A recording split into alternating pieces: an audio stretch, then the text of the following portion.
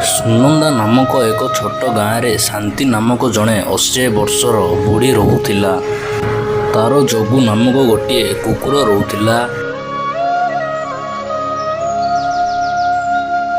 ବୁଢ଼ୀ ପ୍ରତିଦିନ ଯାହା ଖାଏ ଜଗୁକୁ ମଧ୍ୟ ତାହା ଖାଇବାକୁ ଦିଏ ଏବଂ ପ୍ରତିଦିନ ବୁଢ଼ୀ ଜଗୁ ସାଥିରେ ବୁଲିବାକୁ ଯାଏ। ଜଗୁ ମଧ୍ୟ ବୁଢ଼ୀର ସବୁ କାମ କରୁଥାଏ ଏବଂ ସମସ୍ତ ଭଲ ମାନୁଥାଏ। କିନ୍ତୁ ଗୋଟିଏ ଦିନ ବୁଢ଼ୀ ଜଗୁ ସାଥିରେ ବଗିଚାରେ ବସିଥାଏ।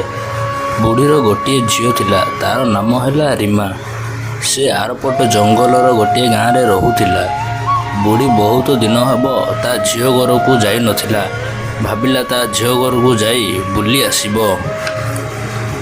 ତା ପରଦିନ ସେ ତା ଝିଅ ଘରକୁ ଯିବା ପାଇଁ ବାହାରିଲା।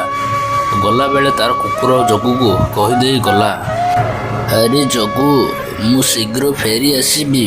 ଘରର ଦାୟିତ୍ୱ ତୋ ଉପରେ ରହିଲା। ଏତିକି କହି ବୁଢ଼ୀ ସେଠାରୁ ଚାଲିଗଲା। ଜଙ୍ଗଲର ମଝି ରାସ୍ତାରେ ହୋଇଥାଏ, ହଠାତ୍ ଗୋଟିଏ ବାଘ ସେଠାରେ ପହଞ୍ଚିଗଲା। ଏ ବୁଢ଼ୀ, ଆଜି ମୁଁ ତୋତେ ଖାଇବି। ମୋତେ ବହୁତ ଭୋକ। ମୁଁ ବହୁତ ଦିନ ହେବ କିଛି ବି ଶିକାର କରିନି। ବହୁତ ଦିନ ହେବ ପାଟିରେ ମଣିଷ ମାଂସ ଜମାରୁ ବି ବାଜି ନାହିଁ। ଆଜି ଯେତେବେଳେ ଶିକାର ମୋ ପାଖକୁ ଆସିଛି, ମୁଁ ନିଶ୍ଚିତ ତୋତେ ଖାଇବି ବୁଢ଼ୀ। ତାପରେ ବୁଢ଼ୀ କହିଲା, ଆରେ ବାଘ, ତୁ ଯଦି ଏବେ ମୋତେ ଖାଇବୁ ତାହେଲେ 2 ଖଣ୍ଡ ହାଡ଼ ପାଇବୁ। ସେଥିପାଇଁ ମୁଁ ମୋ ଝିଅ ଘରକୁ ଯାଉଛି। ଝିଅ ଘରକୁ ଗଲା ପରେ ସେଠି ଅନେକ ପିଠା ପଣା ଫଳମୂଳ ଖାଇକି ମୋଟି ହୋଇଯାଇଥିବି ରେ। ମୁଁ ଆସିଲା ବେଳେ ତୁ ଯଦି ମୋତେ ଖାଇବୁ ତାହେଲେ ବହୁତ ଆନନ୍ଦ ପାଇବୁ। ତାପରେ ବାଘ କହିଲା, ଆରେ ଇଏ ତ ସତ କଥା କହୁଛି, କିନ୍ତୁ ବୁଢ଼ୀ ମନେ ରଖ, ମୋ ସାଥିରେ କେବେ ହେଲେ ବି ଖେଳିବାକୁ ଚେଷ୍ଟା କରିବୁନି, ନହେଲେ ମୋଠୁ ଖରାପ କେହି ବି ହେବେ ନାହିଁ। ଏଥର ତୁ ଯାଇପାରୁ, କିନ୍ତୁ ମୁଁ ତୋତେ ଅପେକ୍ଷା କରିଥିବି। ତାପରେ ବୁଢ଼ୀ ଶୀଘ୍ର ଶୀଘ୍ର ଚାଲିବାକୁ ଲାଗିଲା।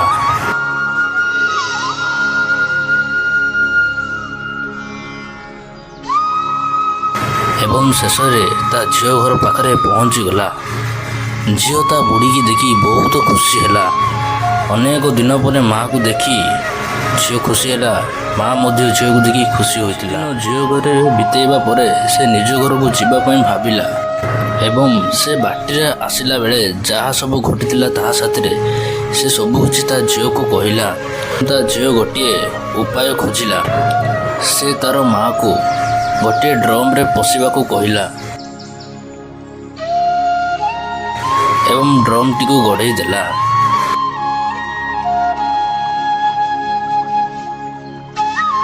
ଡ୍ରମଟି ଗଡ଼ି ଗଡ଼ି ଯାଉଥାଏ।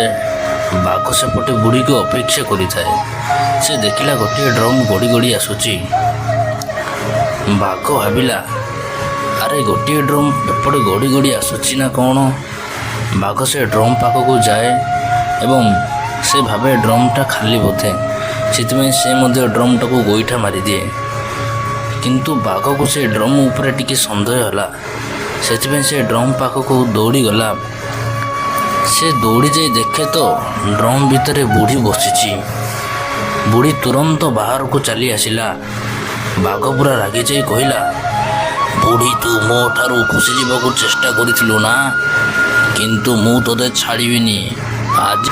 ହଁ ଯେ, କିନ୍ତୁ ମୁଁ ମରିବା ପୂର୍ବରୁ ଜଗୁକୁ ଦେଖା କରିବାକୁ ଚାହେଁ। ବାଘ ଭାବିଲା, ଜଗୁ ମାନେ ତାର ପୁଅ କି ନହେଲେ ଝିଅ ହେଇଥିବ।